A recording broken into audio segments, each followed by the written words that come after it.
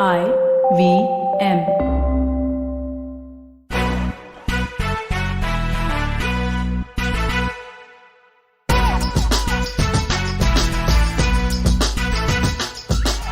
Hi, we're Team Splainer.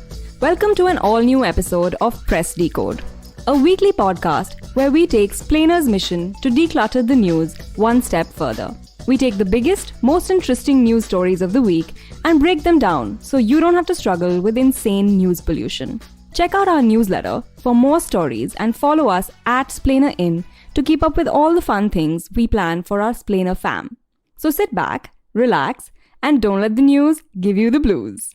I'm Vagda and I have with me Ragini, Sara, and Adya.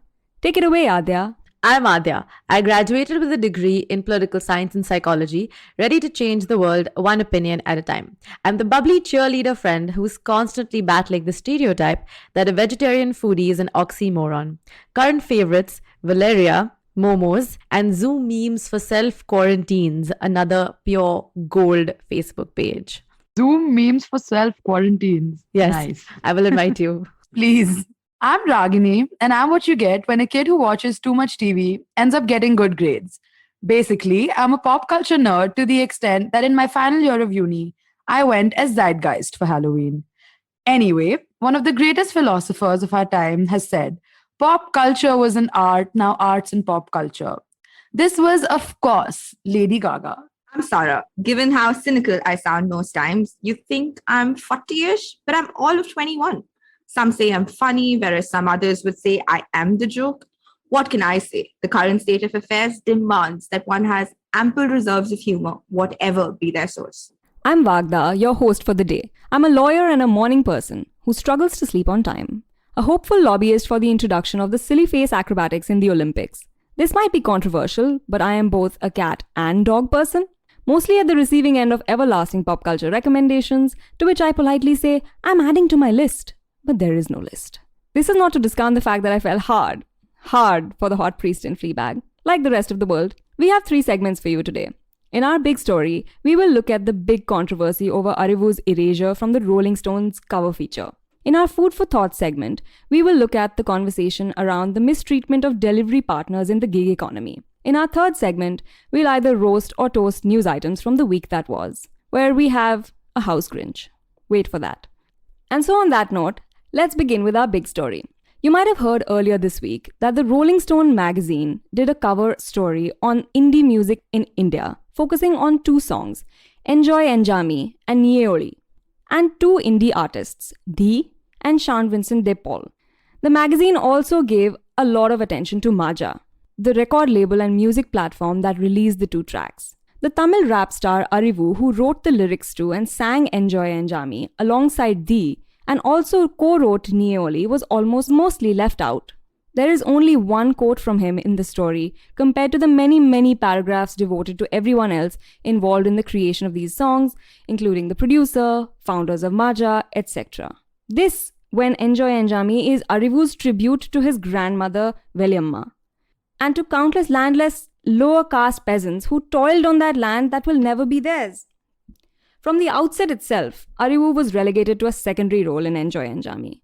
The song is credited as sung by Dee featuring Arivu. And Maja arranged a remix of the song with the famous DJ Snake, which fully got rid of Arivu's vocals. This unleashed a huge uproar on social media over this newest example of the erasure of Dalit artists. Because what else is it really? Today we'll discuss if music has always been this exclusionary. Has it been accessible to all equally? Does the commercial success of music change these things? I think most of us were brought up with the notion of music as leisure, as relaxation, which inherently excluded ideas of unpleasantness, discomfort, confrontation. Like, I was ushered into Hindustani classical music at the age of 4, and all I remember are stanzas about like desire and yearning and adornment. There was no semblance of politicization. And even in Carnatic music, as T.M. Krishna has talked about on multiple occasions, the music was purified, very rudely taken over by Brahmin castes from the vile, erotic, demonic nature accorded to it when it was practiced and performed by courtesans and non-Brahmins, and then brought into this sphere of refinement and urbanity. And so what we consider classical music is actually a casteist designation, because the bandishes and ragas and khayals are all considered elegant after having been stripped of their original richness. And with the cleansing of music also came restrictions to access, as it always happens. And in other elite art forms, there's enough gatekeeping to make sure non-Brahmins are disallowed entry into this very exclusive club. And so as a consequence, people created their own music to protest the system, speak out against discrimination, and call out casteism. Only in the last couple of years did I personally discover the idea of music as protest, as subversion, as provocation, like renditions of songs like Hum Dekhenge, Bella Ciao, which was the anti-fascist anthem, and this poet Habib Jalib's Dastur, which was adapted to the Urdu ghazal style, echoed on the streets in Mumbai, in Delhi, in Bangalore, all over the country during the anti-CAA protests in 2019 and early 2020. You guys must have seen it also. I was part of a Bangalore protest, and it was the most exhilarating moment. And so I was curious to know the trajectory of protest music from pre-independence times, like where did it come from, etc. Apparently, from when I read it, it started off with Mahatma Gandhi's Raghupati Raghav Rajaram and Vaishnav Janto as the protest songs of these times. Also, fun fact, Vande Mataram is also a protest song. Yes, I think it's the most fascinating example because Vande Mataram went from being a protest song during the British era to now where it's like the biggest symbol of patriotism. Yeah. So like even protest music evolves. Of course. Yeah, for sure. For sure. Like all of this here, Hum Dekhenge and stuff is all from that time, right? Like the pre-independence 1940s, all stuff like that. And then moving into the 1940s and 50s, there was a whole lot of communist protest music as India had just gained independence and class struggle. And so there's a different emergence of music as resistance. In the last couple of years, though, the mood changed with more urbane and politicized lyrics that are basically resistance, with the Indian hip-hop scene having picked up artists like Divine, Raja Kumari, Emiway. All of these people started getting recognition. And their very, very incisive takes on the establishment, on casteism, on poverty, and other social issues has given heat to provocative music. While these artists were finally brought into the forefront and recognized, some like Arivu, like Wagda has mentioned, remain yet uncredited. Rolling Stones had the audacity to remove this artist's experience entirely. Like, it just erased it. Like, it just never existed. A very sound analogy, I think, to the Brahmins' treatment of the lower caste. Invisibilize until social extinction. Yeah. I think it takes it a step further because not only do they invisibilize, but they also like make money off it. So like we've set up, Arivu's music has since the very beginning been about resistance. He was born into an Ambedkarite family, and since his childhood, his existence has been political. His grandmother, like Wagda pointed out, was a tea plantation worker in Sri Lanka who returned to Tamil Nadu to work menial jobs to care for her children. There was no money for luxuries when he grew up. And hence, his art has inherently been political. Be it his song Sanda Seo that lashes out at the CAA, or Anti-Indian, which talks about caste and religion. And of course, Enjoy Enjami, which is a tribute to his grandmother's struggles. Despite this, when the song became popular, it just became about the catchy beats and crazy high production value of the video. Not actually about the resistance in the lyrics. And that was made worse by the whole DJ Snake remix. When this Western artist comes, plays around with a song while completely erasing Arivu, who is quite literally the soul of the original piece. I didn't know about that. That was a bit like, what? Me neither. You literally took out all of this person's, like, all the vocals of the person who has written the song about his family. You know, like what you're saying about how it was marketed as something with catchy beats and like production. I'm okay with that. That's fine with me. But if you're bringing DJ Snake in and you're removing Arivu, then I'm like, no, that's inauthentic. That's not done. And the worst part is this isn't a one-off case. This is the norm. When any artifact of resistance gains popularity, it is commercialized to such an extent that the very soul is lost. I'm sure you guys all remember Gully Boy, and most people I know love it. Yeah. Yeah, But- I loved it. Well, in-house Grinch. I mean, it was my comes- introduction to that kind of music. So Yeah, same, exactly. Me too. Okay, so here too, in Gully Boy, under the garb of documenting underground rap and resistance, the filmmakers managed to make big bucks out of the struggle of others. Mm-hmm. Yeah. And to like give you an example, there is a song Azadi in the movie, which wasn't a movie that was tailor-made wasn't a track that was tailor-made for the movie. Mhm. It is actually from 2016 when a then relatively unknown artist called Dub Sharma set beats to lines immortalized by Kanhaiya Kumar during the 2016 JNU protest. Oh, the beginning bit. Yeah. Yes. A major part. I love that bit. It's so nice. That's the most powerful bit. Yeah. Okay, then I will suggest, I would put it in the description, guys. You have to listen to the original one that released in 2016. Because what happened with the movie is a major part of Kanhaiya's protest involved resisting caste-based oppression.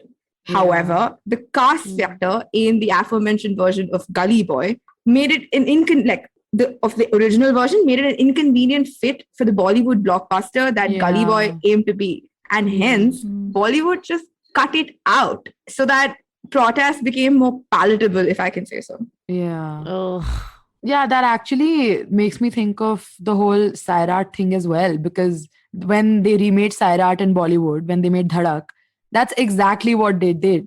That right? They removed, as in they sold it as we're remaking the love story, but the conflict in the love story in Sairat was caste, right? So they replaced that with class, which again to me it's like then you're just making it a love story of a poor boy and a rich gal. Same with Gully Boy, like you said, you've completely ignored the politics of the gully scene. So it's just become a rags to riches story, which is fair enough. Nobody's saying, like, that's why I think it was a good movie as well, Gully Boy, because a rags to riches story is fine. There's nothing wrong with it. But these representations, these portrayals border on being inauthentic, because for these, like in the case of Gully Boy, or like we're talking about Enjoy Anjami, the artists are so forefront about their politics that ignoring it becomes a bit inauthentic. And anyway, I read this quote in the News Minute about this Rolling Stone situation. And in the context of that, the decisions to exclude Arivu feel even more infuriating. I'm just going to read it out for you, okay? It says, Brahmins do not have much of a radical political history to claim. Most of their history is rooted in oppression of other castes and being beneficiaries of their caste privilege. For them to do radical culture politics, it becomes about appropriating Bahujan culture. This isn't a one-off incident either. This time, it happened to a star musician, so it got this much attention. But this keeps happening in cultural spaces. If Brahmin Savarna artists want to talk about a progressive radical politics, why can't they talk about their own roles in historic caste oppression instead? Wow, This is so good. What a powerful Wow. quote, man. I agree. I mean, it's basically like what I said, right? About the like these people coming over and taking over their music and like purifying it. It's literally the same thing. Like they just Yeah. are benefiting of caste oppression. Exactly. I thought it was it was just such a powerful, well said, well articulated. Yeah, it encapsulates everything. Like Yeah. all that we want to talk about. I feel like this one quote does it. So I think this case in particular is so ironic because the Rolling Stones actually did go so far as to mention the fact that Arivu talks about caste oppression in his work. So they knew that they couldn't feature Enjoy Anjami without mentioning caste. Because again, like we've said, these artists wear their politics on their sleeves, and you would look pretty silly to feature one of their songs and not mention its central theme. So they realized that it was important enough to mention the politics of caste oppression, but they didn't think maybe the guy who brought this issue to their attention deserves to be on the cover. Like, Absolutely not. How wild is that? I know, like you said, Adya, this music has been colonized by the upper castes, which is why protest music in itself is such a strong political statement. Just the existence of protest music is the strong political statement. So when you celebrate Enjoy Anjami without celebrating Arivu, like Rolling Stone is basically exploiting Arivu's story for their own benefit, right?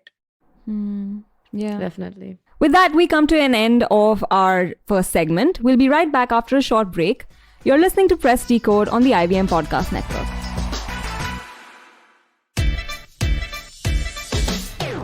From uncensored and unfiltered chats with the who's who of the entertainment industry, I, Siddharth Kannan, bring you a very hardcore chat show called Candid Kannan. Tune in every Friday on the IVM Podcast app or wherever you get your podcasts.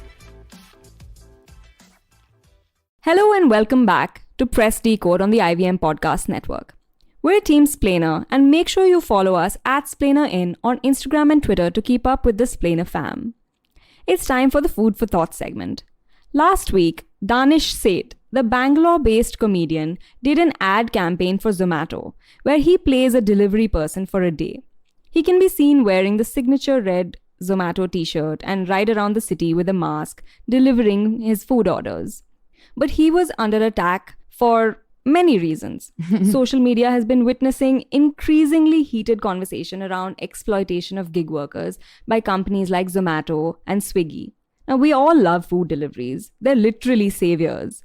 But do we know anything about their employment practices? What exactly is their model of operation? Do we know if... So companies like Zomato, Uber, Swiggy, Urban Clap, all of them operate on a type of partnership model. And what this means is that their delivery people or their drivers, beauticians, whatever, they are not employees, rather they are independent contractors. So on the face of it, this may seem great, and that's actually why it has become so popular in India, because obviously the labor market is full of inequality and discrimination. So in a country where you could be rejected from a job simply for your gender, religion, caste, sexuality, etc., you get the point, a partnership model obviously seems attractive. But the catch over here is that when you're not an employee, you also don't get employee benefits, be it health insurance or, I don't know, any other employee benefits. But this is also on top of the fact that these workers actually don't have a salary because they get paid wages from every service they complete. So for a Zomato guy, it's every delivery he makes. For Uber, the number of rides they do, so on and so forth. But worst of all, these workers don't get any protection that is offered by labor laws. So all of this is bad. This is already how they enter into the industry. And on top of this, they've got terrible working conditions, right? Actually, do you guys remember in 2019, there was this whole Zomato. I mean, Zomato gained a lot of PR points actually because a customer requested a new delivery boy because he had been assigned a Muslim one and Zomato refused to listen to his request. Do you guys remember that when that happened? Yeah, I remember that. So it was a big thing because they tweeted like, food doesn't have a religion, blah, blah. And everyone was like, wow, Zomato, not all corporations. It's amazing. But I think talking about Zomato being great at marketing, Vagda, do you want to come in with your biggest pet peeves my biggest pet about Zomato as marketing? Oh, yes. So, oh my God. Zomato sends me like 10 messages a day. Their push notifications, I just don't know how to turn them off. I asked some, and there were some responses on my my Instagram story, but I don't think any of them really worked. So they keep bothering me with these messages, Vagda. Or Vagda, it's time to eat something. Or they'll message like, hey, why don't you order something? Like, what is that? I remember you posted some Shah Rukh Khan themed one. I think it was from yesterday. Oh my God, yesterday. They sent me. That was so funny. Juice, Rahul, juice. I think my favorite part of this is Vagda truly believes these push notifications go only to her. She truly believes this. Like, take our word for this because of how much. I've turned mine off, by the way. I don't know why you don't know how to do it. Mine have been off forever. But like, how will I know that I'm going to get my food or like the no one happening? can teach Vagda how to switch it off. I am thoroughly amused. Hey, don't make me sound like a boomer, okay? Vagda, take it or leave it. It's like I'm fine if I don't know when my food is being delivered. I just wait for the bell then. Now I think at this point it's just become like a series of stories on my Instagram. Yeah, honestly. I'm gonna put it in my highlights now. Do it. I say I enjoy your annoyance and frustration with them. I'm so amused at how annoyed you are. No, because it's true, dude. Zomato does go a bit overboard with the PR. Like in this case, right? They fully cashed in on this whole incident and they were like, amazing and all. But do you know that actually, if Zomato had not supported the delivery boy and accepted the customer's demand, he had very little power to do anything about the situation. Because Zomato does allow customers to change their delivery person without having to provide a reason. So if Zomato had choose to go ahead with the complaint, this guy could have done nothing about the person requesting a new delivery person, right? And that's the thing, that these companies usually sell their gigs as a way for workers to become entrepreneurs, to be their own boss, but it's actually them who end up making all the money. And this is what the industry was like pre-pandemic. Okay, like everyone else, their jobs have become a lot more uncertain after the pandemic, but the catch is that they already worked on an incentive based model. So pandemic, I mean, I could say pandemic is just going to make things worse, but it's Oh yeah, because how do you assume that that orders would have definitely gone down, right? And so if Exactly, they're yeah. responsible to get their own revenue by making all these orders, it's Mhm. And Yeah. all this shit treatment when delivery workers during even the first lockdown were considered essential workers, which they are, but they were not deemed any of the other respect that comes with being an Yeah. essential worker. Mhm. Not at all. They weren't even sure. included in a COVID relief package list Yeah. or something, right? So what about vaccinations? Were they frontline workers for that? So the companies actually undertook vaccination drives for their delivery partners. yeah, but then again, that benefits them, right? Because Yeah, it's very creepy. So right now, I don't know if you know, but when I ordered something through Zomato last weekend, I could download my delivery partner's vaccination certificate. What? that's insane. That's What? really creepy. That is a bit weird. So they blur out the details about like his Aadhaar and everything, but you can Oh. just this proof of, hey, I am actually vaccinated. yeah, aren't you? So Zomato is not protecting Oh their my god. employees. Employees to Henny, I guess. Independent. Exactly. They're like contractors. temporary Yeah. workers. Delivery partners, guys. Delivery Makes it sound partners. nice. Anyway, talking about exploitation of delivery persons in the gig economy, my mind immediately went to the 30 minutes of free pizza delivery scheme. Oh, Mm. yeah. Okay. Yes. And I decided to look it up because it's always been something that's bothered me in the sense, how do they pull it off? How bad does it get? And looking it up for the podcast was shocking. Like, so basic history, in 1979 in the US, Domino's couldn't match up with the market share that Pizza Hut commanded. And hence their big marketing strategy. We deliver pizzas faster than your local pizzeria. Hmm. There was no back then, there were no industry standards for pizza delivery times. And this was a major eureka moment for the company. Their 30 minutes or less guarantee paid off. And not only did it improve Domino's market share, it also pretty much set an industry standard for delivery timings world over. Yeah. Mhm. Yeah, that is so true. Oh my god. Yeah. The catch This here, 30-minute thing, yeah.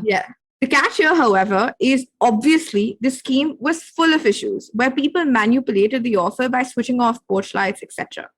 The other most serious downside, the delivery persons were incentivized to drive recklessly only to make their delivery times. Hmm. Cut to 1993, when a St. Louis court ruled against Domino's in a case where a woman took them to court because she was struck by a Domino's driver rushing to complete his order. Domino's, now in the end of this case, owed $78 million. And that was the end of the scheme in the US.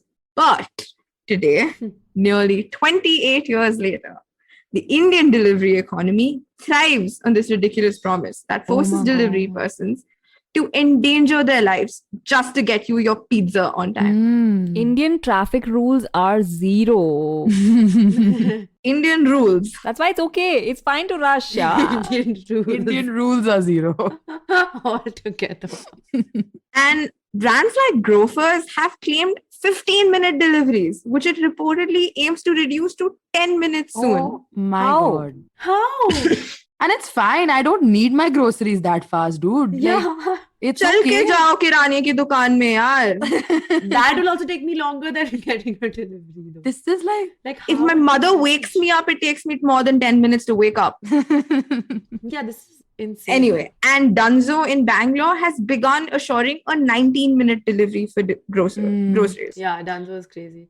So the CEO of Swiggy in an interview with Money Control said about this whole about these delivery timings, our mission is to deliver unparalleled convenience to urban consumers. Yeah. Ugh. I think a side note he missed was unparalleled experience, but at the expense of our delivery partners, whom we don't assure basic employee rights to, because hey, Mhm. they're not our employees, For the They are- win.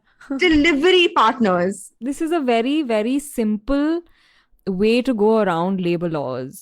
I mean, Yeah, for sure. it's so like just hire everybody on a contractual basis. Exactly. It's terrible. Because that was crazy to me. The fact that these people aren't even protected by labor laws, because it's like that's the bare minimum, no? When you're working a job, you would Exactly, yeah. expect to be protected by the law. But again, Indian rules don't. And this in a country where we don't have the best labor laws. Yeah. Oh my god.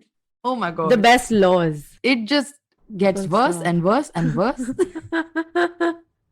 Okay, anyway, and like more so this gig economy almost assures that workers can't even unionize like their counterparts because, again, basically, like Ragini explained, they are not legally employees of the companies they work for. Yeah. So they don't have labor rights that the other employees do, and these are all temporary jobs. So most gig economy workers actually don't stay very long in some, like, whatever company they're working for. And so the formation of a coherent organization is even more challenging. And also in like most cases, like in the case of Zomato, their work is assigned to them via an app digitally, which means they hardly ever actually get to interact with their peers at all. And most of their days just spent making sure they get their deliveries right so they can earn some extra cash. Because their base pay, as we know, is very low. But Zomato attempts to attract potential partners via other incentives.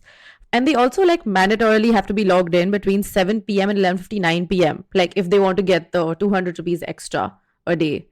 And on time, of course. Which, by the way, they do not know until they complete the delivery. What? So like Sarah said, the 30 minutes of free is so dangerous, especially on apps like Zomato, because these people don't even know the estimated delivery time. Who doesn't know? The delivery guy. The delivery part, they don't know how much time they're supposed to deliver their orders in. They don't know what the consumer is being shown. And so they're just racing against time, hoping to make sure that they make, that they make it within the limit, within the time frame. Oh my god. This is the most... So it's in Zomato and Swiggy's interest to not tell them the time because then they will be even faster. Yeah, basically. Oh my god, exploitation 101. And this is so shocking to me because how is this not talked about more as an issue? Like this is literally endangering not only them, but like people on the roads. Like Sarah was talking about that case that this good lady was hit. I mean, it's hard to know, right? Because what do you see on your delivery app? Yeah. You don't see the person who is delivering it to you. It's just a scooter, an illustration of a scooter doing like a video game. Yeah. No, what I'm saying is like these delivery workers racing to complete orders is dangerous for like everyone involved, them and other people on the roads because, Yeah. you know. And they also have to be like mandatorily logged in between 7 p.m. to 11:59 p.m. Like this is when if you want to make 200 rupees extra, this is what you have to do. Zomato also pushes its employees to work harder by showing them the top performers in their area, which not only creates competition, but it makes sure that delivery partners don't want to, are not incentivized to work as a team. Hence, yet again, discouraging the idea of unions. And so, yeah, the model of gig economies itself is not conducive to labor unions, which makes it the perfect setup for exploitation with low wages, obnoxious work hours, and impossible to get incentives that are offered by companies. Yeah. God. It's a very legal scam, basically. Oh, yeah. Because it sounds a bit like an MLM, no? Like the top guys make all the money and everyone else is just kind of for $200, for $300, they are like, Yeah. right? I also read that, those red boxes that these Zomato people carry, Yeah. they have to buy them. Yeah, What? apparently. They buy the red boxes that they deliver their orders in and the red Zomato t-shirts. They have to Yeah. buy all that. In the sense, like, Yeah. Zomato sells it to them at a subsidized price, but I'm pretty sure they are also buying it in bulk for cheap. But why do they have to buy it? Because you don't need to have it, but apparently according to the algorithm, people who do have the red box purchased get more delivery orders than those who don't. And so that way people won't Scam. buy. Yes. And like at least they some they have like some ways where they can get the cash back. Like Zomato does gives you incentives where you can claim that, but that's also a whole lengthy process. But for the t-shirts, you don't even get that. Like you just buy them and that's like it's like, I'm working for your company. Like, don't you want your logo to be everywhere? Like, why do I have to get your logo everywhere? Wonder if Danish Seth paid for it.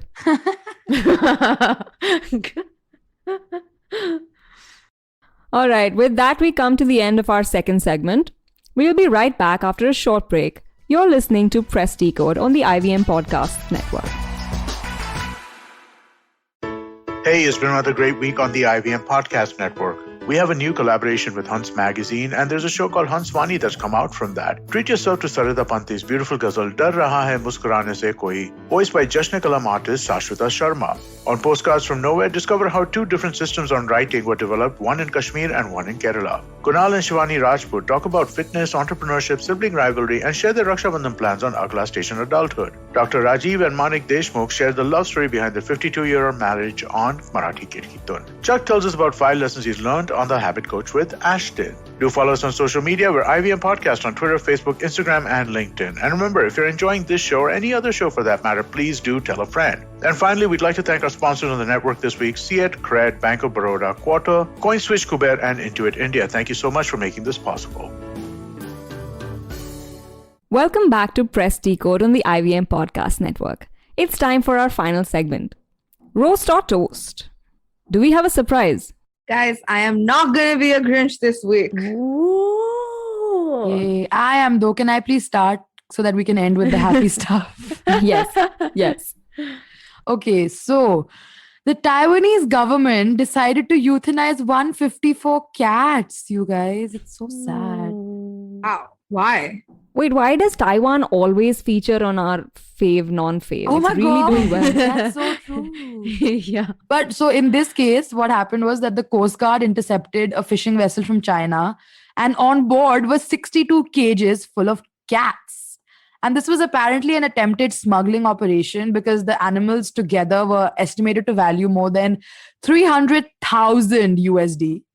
Anyway, the government decided to euthanize all the cats because their origins were unknown and they could pose a biosecurity risk, which I guess is a valid enough reason. But since Taiwan is a very pet-loving country, there was a major outcry at this decision. But most of it was directed towards the smugglers.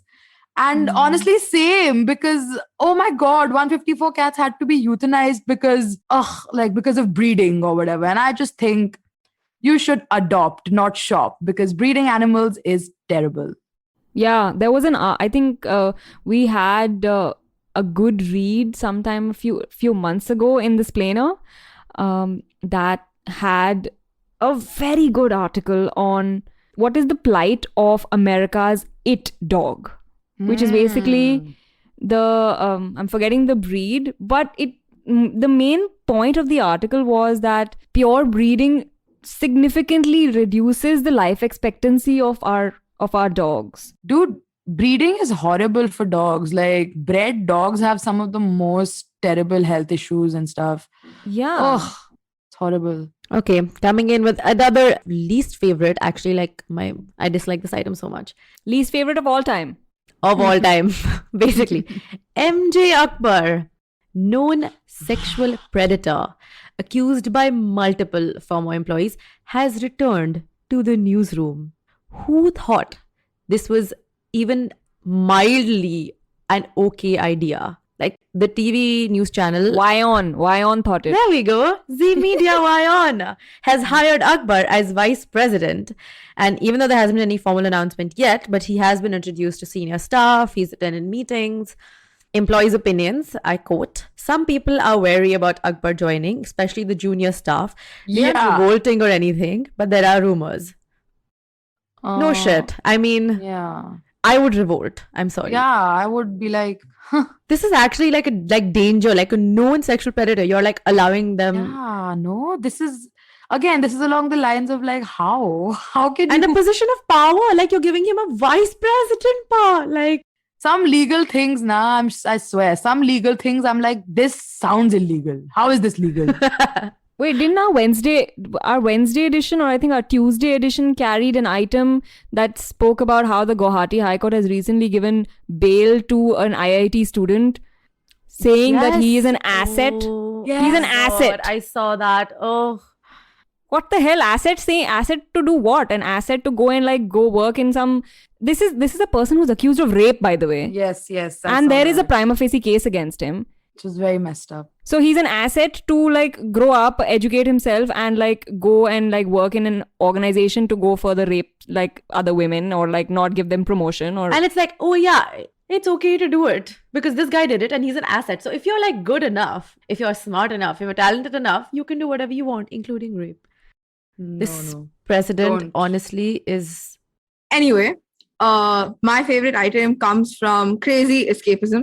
Various towns across Italy are selling beautiful old homes for just €1. Yes. I'm in. Let's Tell me go. more. Tell me more. There is a catch.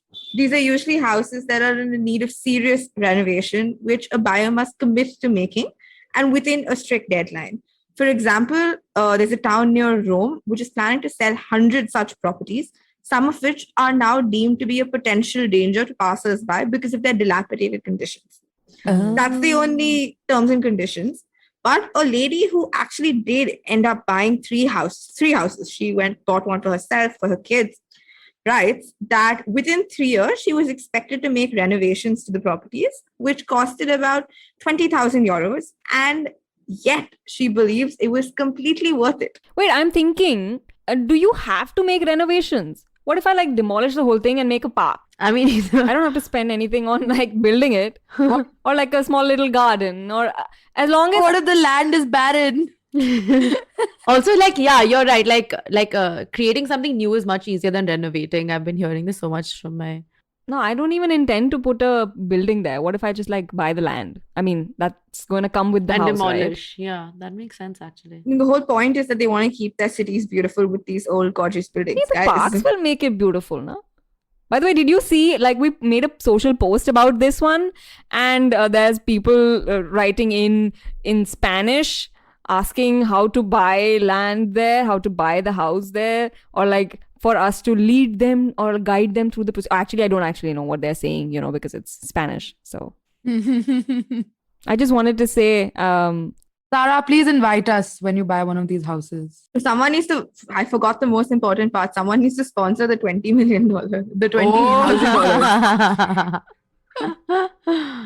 okay, I'm gonna move to my favorite story. Guys, this is the best story ever. So, in our Wednesday edition, in the Smart and Curious section, in 2004, the entire Sri Lankan national handball team disappeared while on a sports exchange program in Germany. They just vanished. What?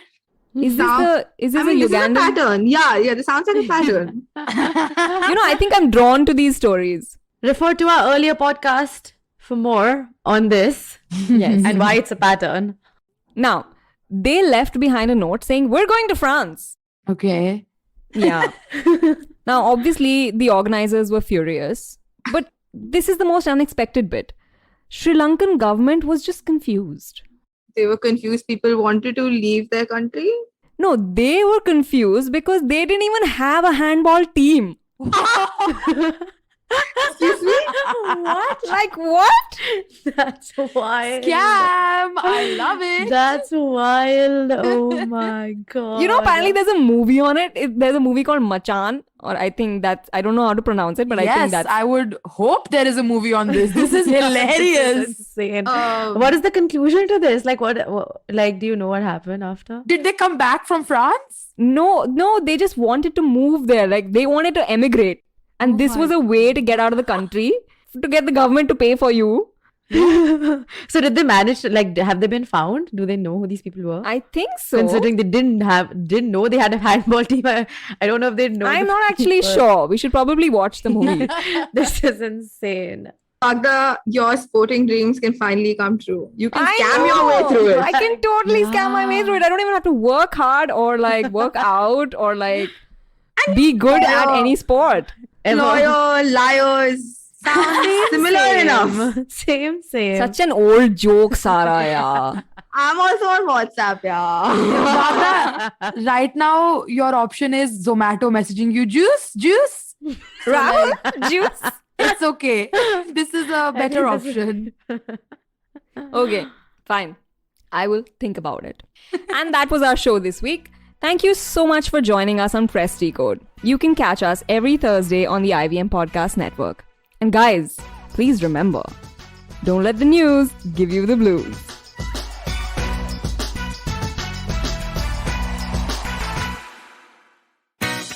Eventually, you'll see the end of your childhood, Get accustomed to womanhood. enjoy the experience of sisterhood, Might get to wifehood or not, choose motherhood or not. You'll learn to define your personhood, Earn a livelihood, change the neighborhood. and get rid of the falsehood that life post academia is easy. So join me, Ritasha, And me, Ayushi, on a journey from station starting point to station, what now? next station, Pudin station, and hopefully Agla station, adulthood. Fresh episodes out every Thursday. Have you ever wondered where the business world is headed? How the ways in which we create, market, and sell to consumers will evolve? Or if we'll ever go back to wearing pants while working? For answers to all of this and more, tune into Advertising is Dead with me, Varun Dugirala. Every Tuesday, as I talk to entrepreneurs, leaders, and change makers from across business, media, marketing, and beyond. You can catch all episodes of Advertising is Dead on the IVM Podcast website, app, or wherever you get your podcasts from.